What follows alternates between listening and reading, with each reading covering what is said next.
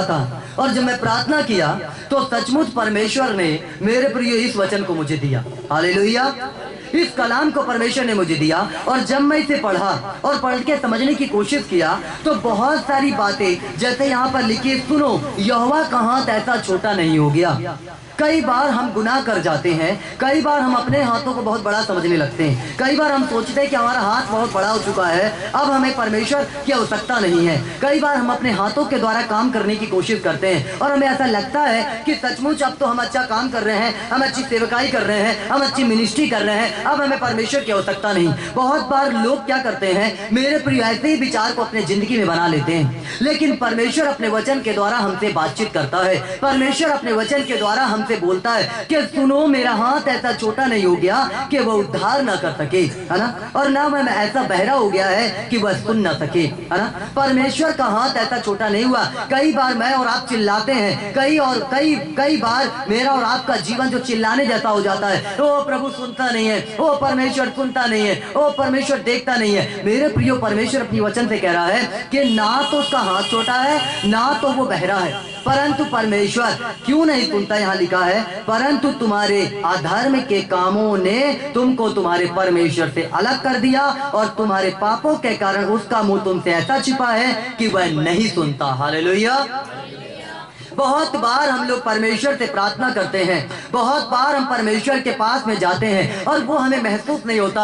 हमें जो चाहता चाहिए कि परमेश्वर हमसे बातचीत करे, और कई बार हमें महसूस नहीं होता, तो हमें ऐसा लगता है, मेरे प्रिय, ऐसा हमें महसूस होता है कि परमेश्वर अब हमारी नहीं सुन रहा, है ना, खुदा हमारी ओर ध्यान नहीं दे रहा। लेकिन बाइबल बताती है कि परमेश्वर क्या बोल रहा है कि ना तो मैं क्या हूं, मेरा हाथ छोटा है, और ना मैं क्या हूं, बहरा हूं, और ना ही मैं अंधा हूं। यहाँ पे वचन भी लिखा है, आपसे जो प्रार्थना इस स्थान पर की जाएगी उस पर परमेश्वर की आंखें खुली रहेगी। ना तो वो अंधा है, वो ना अंधा है, ना वो बहरा है, और ना ही उसके हाथ छोटे हैं, परंतु हम मनुष्यों के अपराधों के कारण, है ना, हमारे आपके पाप और गुनाहों के कारण परमेश्वर का मुंह हमसे छिपा हुआ है, क्योंकि पाप के साथ में परमेश्वर का कोई भी संबंध नहीं है।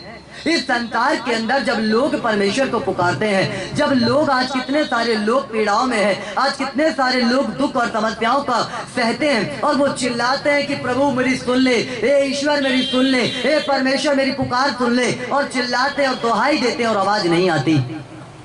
वो चिल्लाते बस हैं, वो दुहाई देते बस हैं, लेकिन आवाज सुनाई नहीं देती, क्योंकि अधर्म के पापों के कारण, जो पाप है उसके कारण परमेश्वर का मुंह छुपा हुआ है। और लोग अपने बारे में जानते नहीं कि हम पापी हैं या हम गुनाहगार हैं। लोगों को ऐसा लगता है कि नहीं, हम क्या हैं, हम धर्मी हैं, हमसे कोई पाप नहीं हुआ, है ना। हम क्या करते हैं, हम दान देते हैं, दशमांश देते हैं, पैसा देते हैं, सब कुछ करते हैं, है ना। ये संसार के अंदर भी मनुष्य इस बात को सोचता रहे, हम तो भैया इतना चढ़ावा चढ़ाते हैं, हम तो इतना देते हैं, हम बहुत कुछ दे देते हैं ऊपर वाले के लिए, देखो हम गरीबों को खिलाते हैं, देखो हम इनकी मदद करते हैं, देखो हम अनाथ विधवाओं की हेल्प करते हैं, देखो हम ऐसे बच्चों की मदद करते हैं। तो मेरे प्रियो, इन बातों से परमेश्वर का कोई ज्यादा लेना देना नहीं है। परमेश्वर का जिन बातों से लेना देना है वो है पाप।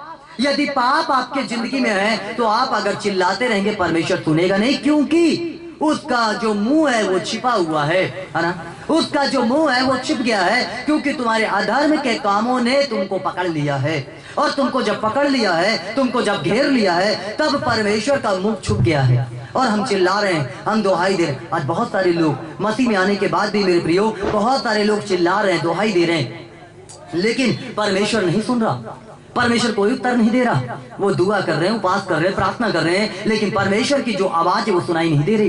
क्यों नहीं दे रही? क्योंकि वो पाप को अपने जिंदगी से दूर नहीं करना चाह रहे हैं, क्योंकि वो पाप को अपने जिंदगी से अलग नहीं करना चाह रहे हैं। इसी कारण से परमेश्वर का जो मुख है वो क्या है? छुपा हुआ है। इसको पूरा आपको पढ़ना है। जब आप पढ़ेंगे तो आपको समझ में आएगा। यशाया उसका 59 अध्याय को अपने घर में आप पढ़िएगा। मेरे प्रिय, जब मैं ऐसे ही जब यहाँ प्रार्थना कर रहा था, उसके बाद खुदा ने मुझे ये वचन दिया। मैंने बोला, परमेश्वर, मैं पापी, मैं गुनाहगार, मैंने तेरे रास्ते से भटका, यदि तेरे मार्ग से भटका, मैंने प्रार्थना नहीं करी, मैं परमेश्वर सेवा में इतना व्यस्त हो गया, मैं तेरे साथ मैं व्यक्तिगत तौर पे नहीं बैठ पाया, मैंने गुनाह किया प्रभु, मैंने पाप किया प्रभु, मुझे माफ कर दे, मुझे माफ कर दे, परमेश्वर मुझे माफ कर दे। मैं सिर्फ इतना ही प्रार्थना कर रहा था और खुदा ने मुझे ये वचन दिया। और जब ये वचन दिया, मैं और रोने लगा। ओ प्रभु, आप भी बता रहे हैं, हाँ चल चल, है ना, मैं तो बोल ही रहा हूँ, मैं पाप किया हूँ प्रभु जी, मुझसे गुनाह, मैंने तेरी आज्ञाओं को तोड़ा, मैंने कोई ऐसी गलती करी, प्रभु मुझे माफ कर दे, है ना। और प्रभु भी बोले ले देख, है ना। उसके बाद परमेश्वर ने एक वचन और दिया, भजन संहिता 128 निकाल के पढ़े, क्या कहता है भजन संहिता 128। जब मैं उठ गया, जब ये वचन में पढ़ा, जब मुझे मेरे अंदर एक ताकत आई, जब एक सामर्थ मेरे अंदर आया, जब परमेश्वर मुझसे बातचीत करना चालू किया, तो भजन संहिता 128 दिया। लेकिन भजन संहिता 128 तो दिया, लेकिन मेरे प्रियो परमेश्वर ने यूहन्ना उसका 15 अध्याय दिया स्पेशली। हालेलुया, 15 अध्याय दिया। पढ़िए 15 अध्याय क्या कहता, फिर 128 हम पढ़ेंगे। हालेलुया, यूहन्ना उसका 15 अध्याय क्या कहता, पढ़िए, जोर से पढ़िएगा, उसे पढ़िए, माइक से पढ़िए, निकल के पढ़िए जल्दी से। सच्ची दाखलता मैं हूँ और मेरा पिता किसान है। जो डाली मुझ में है और नहीं फलती उसे वह काट डालता है, और जो फलती है उसे वह छांटता है ताकि और फले। बस एक मिनट रुकिए। जब मैं परमेश्वर के पास में गया और बोला प्रभु जी मुझसे गुनाह हुए, मुझसे पाप हुए, पाप करने का मतलब मैंने कोई गुनाह नहीं कर दिया, मतलब परमेश्वर की आज्ञाओं को मैंने तोड़ा। हो सकता मैं दुआ नहीं कर रहा हूँ, व्यक्तिगत तौर पे परमेश्वर के पास में नहीं बैठा जैसे मैं पहले बैठा करता था, रात भर प्रार्थना करता था, तो मैं आज बैठा यहाँ पे खुदा के पास में और परमेश्वर से मैंने कहा कि प्रभु मैं पापी, मैं गुनाहगार। प्रभु ने बोला, वो वचन को दिया, और तुरंत परमेश्वर ने आत्मा में मेरे को यही बोला, मन में परमेश्वर दिया, यूहन्ना 15 पढ़ क्या लिखा है। जब मैं उसको निकाल के पढ़ा तो सच्ची दाखलता मैं हूँ और मेरा पिता क्या है, किसान है। पढ़िए क्या कहता है, सच्ची दाखलता मैं हूँ, सच्ची दाखलता मैं हूँ और मेरा पिता किसान और है। मेरा पिता कौन है, किसान है। हाँ पढ़ते जाइए। जो डाली मुझ में है, जो डाली मुझ में है और नहीं फलती, और नहीं फलती, जो डाली मसीह यीशु में और फलती नहीं है, उसे वह काट डालता उसे वो है। क्या करता है, रुकिएगा एक मिनट, उसे वो क्या करता है। हम मसीह में हैं, हम मसीह में चल रहे हैं, हम कलीसियाओं में आ रहे हैं, हम प्रार्थना कर रहे हैं, हम उपवास कर रहे हैं, लेकिन अगर हम फलवंत नहीं हो रहे हैं, अगर फल हमारे अंदर नहीं दिखाई दे रहा है, हमारा पुराना वही वाला जीवन दिखाई दे रहा है, आत्मा पवित्र आत्मा का फल हमारे अंदर नहीं आ रहा है, तो वो क्या कर रहा है, क्या कर रहा, पढ़िए, उसे वह काट डालता है, उसे वह काट डालता है, और जो फलती है, जो फलती है उसे वह छांटता उसे है। वो छांटता। अब ये फलने वाली को छांटने का मतलब क्या होता पता आपको। जब कोई वृक्ष है, अगर कोई वृक्ष अच्छा फलवंत हो रहा है तो हम क्या करते हैं, उसकी कटिंग छटिंग करते हैं कि वो और सुंदर हो जाए और अच्छा हो जाए। जब मसीही लाइफ में हम लोग चलते हैं और कई बार समस्याओं का हमें सामना करना पड़ता है, तकलीफों का हमें सामना करना पड़ता है, तो याद रखो कि परमेश्वर तुम्हें काट और छांट रहा है। तो अगर तुम परमेश्वर के साथ में चल रहे हो, फिर भी अगर तुम्हारे जीवन में प्रॉब्लम्स को तुम्हें सहना पड़ रहा है, तो प्रभु तुम्हें काट और छांट रहा है और तुम्हें एक अच्छा वृक्ष बनाने जा रहा है। हालेलुया। और यदि परमेश्वर के साथ में तुम हो, तुम्हारा जीवन अच्छा नहीं है, तो परमेश्वर एक दिन तुम्हें फाइनली काट देगा, है ना। वो फाइनली ना काटे परमेश्वर, हमें केवल काटे और छांटे। हालेलुया।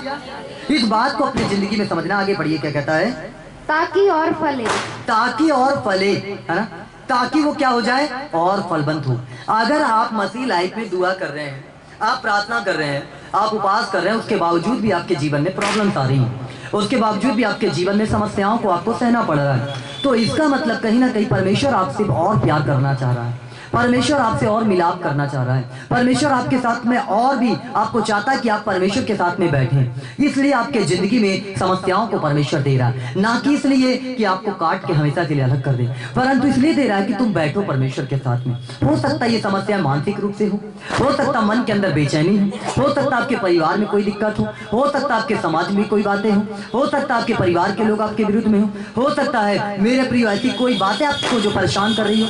ये सारी बातें मेरे प्रिय शैतान आपके जिंदगी के अंदर कई बार लाने की कोशिश करता है, लेकिन परमेश्वर आपको इसलिए उन समस्याओं में जाने के लिए डालता है, समस्याओं में जाने देता है कि आप क्या हो जाएं, फलवंत होने लगे। हालेलुया। परमेश्वर ने आपको छोड़ा नहीं। जब मैं देखो परमेश्वर मुझे इस्तेमाल करते अपनी सेवकाई में और दिन प्रतिदिन इस्तेमाल करते जा रहे हैं, तो भी मैं यहाँ आकर मैं क्या प्रार्थना कर रहा हूँ कि प्रभु मुझसे पाप हुए, मुझे क्षमा कर। हो सकता मैंने झूठ बोला, हो सकता गलत बातें हो गई, हो सकता कई बार कितनों के फोन आते हो मैं झूठ बोल देता हूँ, बहुत ऐसी चीजें हो सकती हैं जिंदगी में, क्योंकि व्यस्तता के कारण, बहुत ऐसी चीजों के कारण कई फोन हम रिसीव नहीं कर पाते, कई ऐसी चीजें हम नहीं कर पाते, लेकिन हम एक सारी चीजें तो चलती रहती है, सब कुछ चल रहा, बराबर चल रहा है, लेकिन मेरी आत्मा ने मुझसे कहा कि तू क्षमा मांग, और मैं बैठा यहाँ पे परमेश्वर से क्षमा मांगने लगा। क्योंकि पौलुस बोलते मेरा मन मुझे किसी बात के लिए दोषी नहीं ठहराता। इसका मतलब ये नहीं कि मैं क्या हो गया, है ना, निर्दोष ठहरा। नहीं, मेरा मन मेरे किसी बात के लिए मुझे दोषी नहीं ठहराता, है ना। मेरा मन मेरा किसी बात के लिए दोषी नहीं ठहराता, बाइबल बताती है। लेकिन इसका मतलब नहीं कि मैं निर्दोष। मुझे अपने आप को प्रतिदिन जांचना है, अपने आप को आपको प्रतिदिन जांचना है कि कहीं मेरे आपके द्वारा कोई ऐसे गुनाह तो नहीं हो रहे, कोई ऐसे पाप तो नहीं। हम चल तो रहे, हम दौड़ तो लगा रहे हैं, हम चले तो जा रहे हैं। मैं अक्सर कहता हूँ इस बात को कि बहुत बार वरदान, जो चंगाई, जो सामर्थ्य आ जाती है, अलग बात है, ये गिफ्ट है ना। लेकिन ये गिफ्ट परमेश्वर ने आपको दे दिया, ये चलता रहेगा आपके साथ। मेरे को दे दिया, चलता रहेगा, कोई छीनेगा नहीं मुझसे, परमेश्वर छीनेगा नहीं। लेकिन अगर मैं गुनाह और पाप के रास्ते में, तो भी चमत्कार होंगे, याद रखना, है ना। अगर कोई गलत चीजों में हम हो जाएंगे तो भी चमत्कार होंगे, है ना। और लोग इस बात को समझ नहीं पाते, लोग इस चीज को जान नहीं पाते। आज कितने प्रचारक, पास्टर भी हैं जो चमत्कार हो रहे हैं, चलते जा रहे हैं, वो गुनाहों में भी जीवन लिप्त हो गए, उनको पता ही नहीं चल पा रहा है, उनको मालूम ही नहीं चल पा रहा है, और वो लिप्त होते चले जा रहे हैं, और उनको लगा ओह चमत्कार हो रहे हैं, ठीक है ठीक है ठीक है ठीक है, हालेलुया। लेकिन बाइबल बताती है कि तुम उनके फल से उन्हें क्या करोगे, पहचान। फल से पहचानोगे, उनके जीवन से पहचानोगे। परमेश्वर उनके फलों को, फल क्या है, फल का क्या मतलब, फल ये नहीं कि वरदान, हाँ वो दुआ कर रहे हैं तो वो गिर जा रहे हैं, दुआ कर रहे हैं तो हाँ परमेश्वर, ऐसा नहीं। फल उनके व्यक्तिगत जीवन में, उनका व्यक्तिगत जीवन कैसा होगा, इस बात को परमेश्वर बताना चाह रहा है। हमारा आपका व्यक्तिगत जीवन कैसा होगा, इस बात को परमेश्वर बताना चाह रहा है कि हम तो कलीसिया में एक अलग जीवन है और बाहरी हमारा एक अलग जीवन है। हम कलीसिया में तो अलग आते हैं, हमारा घर में जीवन कहता है, हम कलीसिया में तो एक पवित्रता में है, और मेरे प्रिय हम जब बाहर निकलते तो हमारा जीवन कहता है। ये फल है ना। इस चीज को हमें अपनी जिंदगी में जानना है, समझना है। हालेलुया। आगे पढ़िए, क्या कहता है प्रभु का वचन।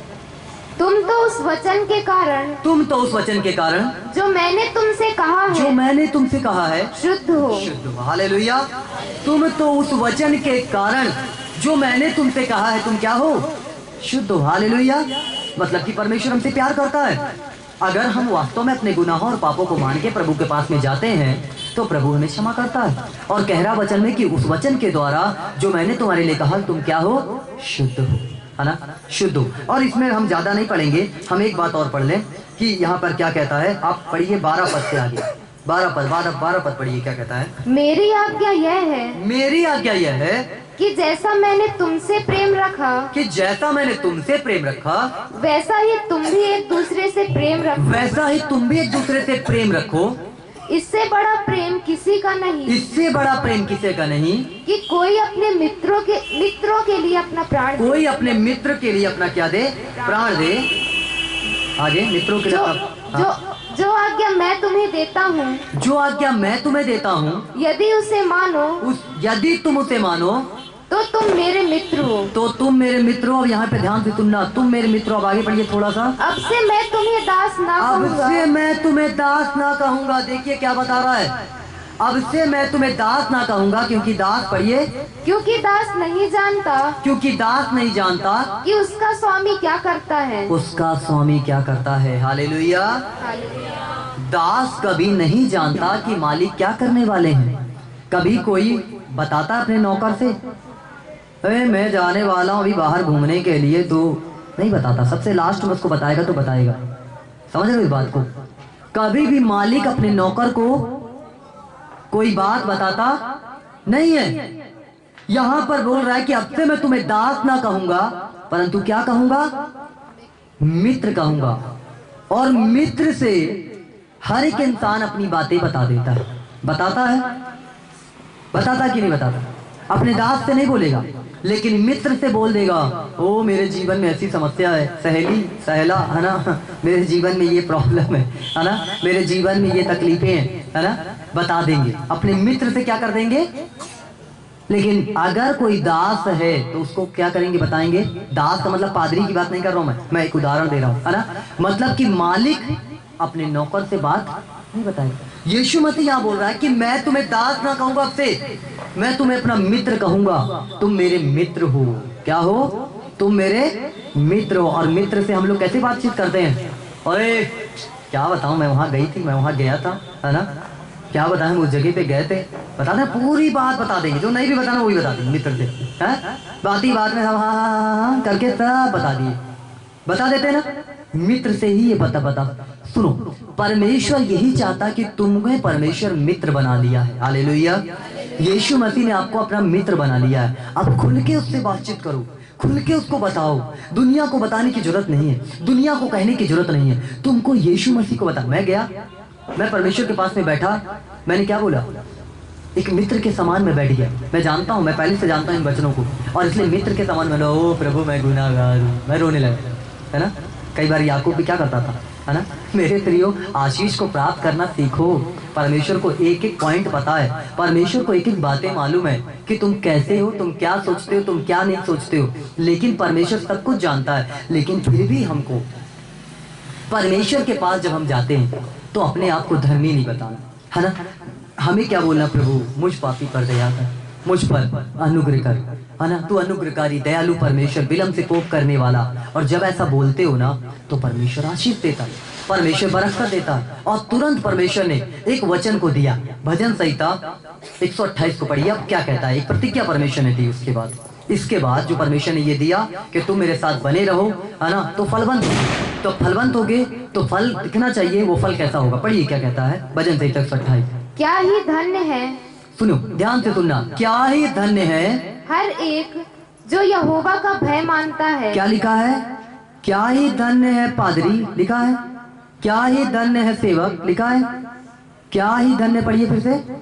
क्या ही धन्य है हर एक, क्या ही धन्य है हर एक। अभी यूहन्ना में हमने पढ़ा, तुम मेरे मित्र हो। केवल एक के लिए, अब तुम मेरे दास नहीं हो, तुम मेरे मित्र हो।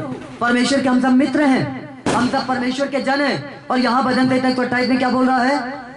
फिर से पढ़िए। क्या ही धन्य है हर एक, क्या ही धन्य है हर एक जो यहोवा का भय मानता है, जो यहोवा का भय मानता है और उसके मार्गों पर चलता है। और उसके मार्गों पर चलता है। आगे, तू अपनी कमाई को निश्चय खाने पाएगा, तू अपनी कमाई को निश्चय खाने पाएगा। तू धन्य होगा, तू धन्य होगा, और तेरा भला ही होगा। तेरा भला ही होगा।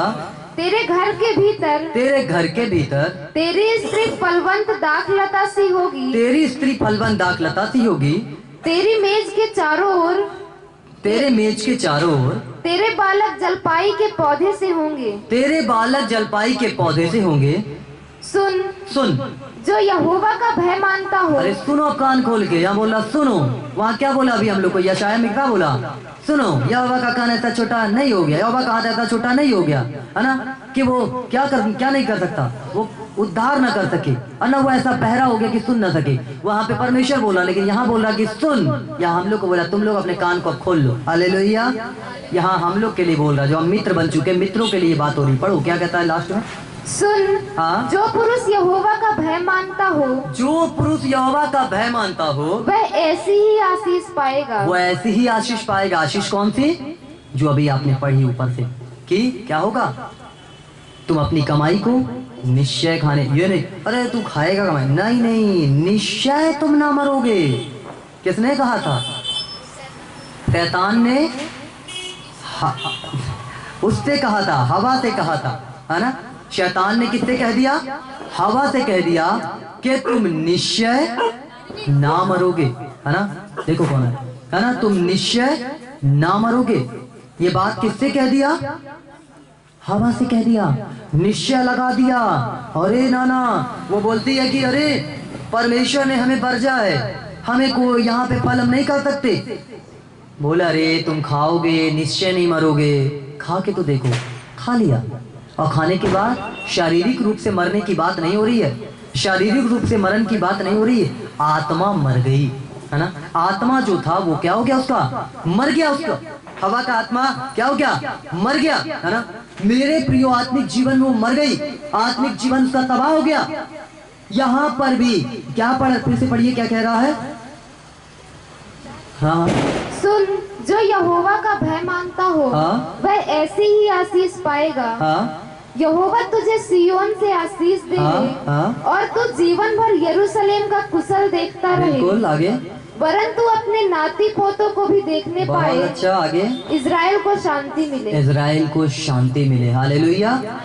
इज़राइल को शांति मिलने का कारण एक पूरा मसीहियों का एक पूरा जीवन है, इसमें एक पूरा जीवन है इस चीज में। हालेलुया। हमारा जो मसीह हम लोग हैं, जो पवित्रता में चलते हैं, हमारा इसमें जीवन है ना?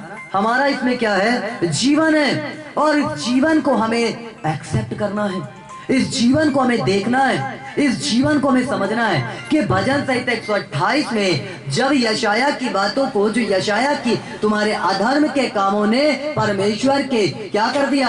हाथों को और कानों को बंद करके रखा है। हमारे पापों के कारण, हमारे गुनाहों के कारण परमेश्वर के हाथ और कान बंद हो गए, इसलिए उद्धार नहीं कर रहा है ना?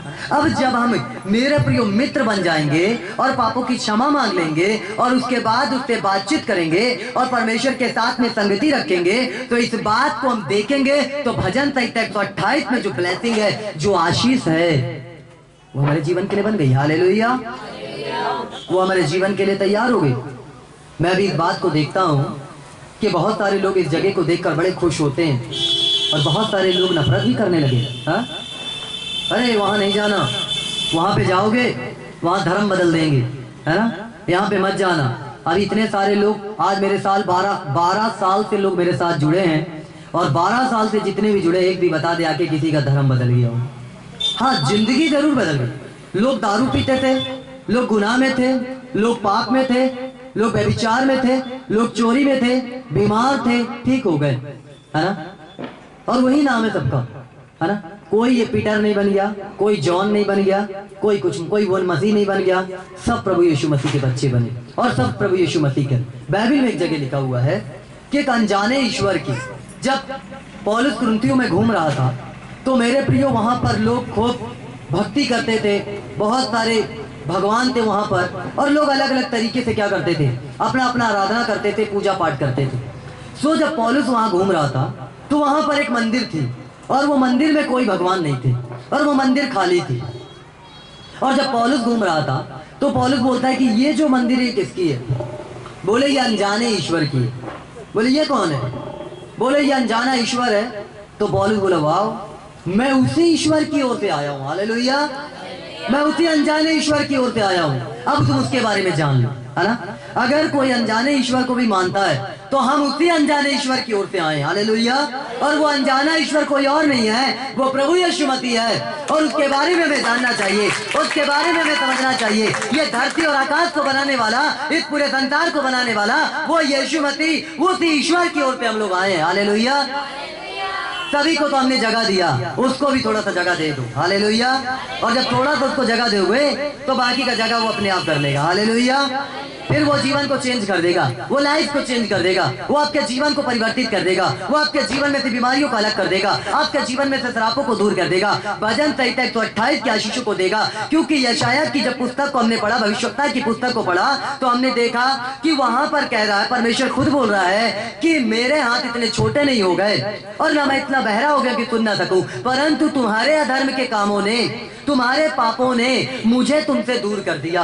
तुम्हारे हाथ हत्या से, चोरी से, व्यभिचार से, गुनाहों से भरे हुए हैं और मैं इसी कारण से मैं सुन नहीं सकता क्योंकि मैं पवित्र हूँ। और जब तुम अपने पापों और गुनाहों को मानोगे और मेरे साथ में चलोगे तब तुम्हारे पाप क्षमा हो जाएंगे, तब मैं तुम्हें सुन पाऊंगा। और मैं सुनने के लिए यूहन्ना रचित सुसमाचार में बैठा हुआ हूँ और तुम मेरे मित्र हो। हालेलुया।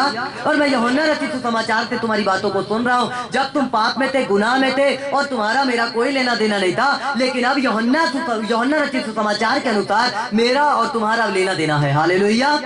अब मैं तुमसे बातचीत करना चालू कर दिया, अब खुलकर तुम मुझसे बातचीत करो और जो मांग सकते हो मांगो। और 16वां पद कहता है, यहाँ पर 16वां वचन कहता है, यहाँ पढ़िए 16वां वचन क्या कहता है, जल्दी से पढ़िए। तुमने मुझे नहीं चुना, परंतु मैंने तुम्हें चुना है और तुम्हें नियुक्त किया है कि तुम जाकर फल लाओ और तुम्हारा फल बना रहे, कि तुम मेरे नाम से जो कुछ पिता से मांगो वह तुम्हें दे। हालेलुया।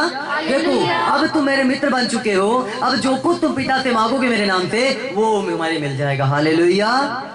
सोच रहे हो परमेश्वर कितनी आशीष दे रहा है। और भजन संहिता 128 की आशीष हमारे ऊपर आ चुकी है। हालेलुया। खुदावन के साथ केवल हमारा परमेश्वर के साथ जो कनेक्शन टूट जाता है वो अधर्म के पाप है हमारे, वो गुनाह है। और उस गुनाह को आज मान लो, अपने पापों को मान लो, है ना? मेरा मन मुझे पौलुस बोलता है किसी बात में रोते नहीं खड़ा था, लेकिन मैं अपने आप को जांचने वाला नहीं हूँ, है ना?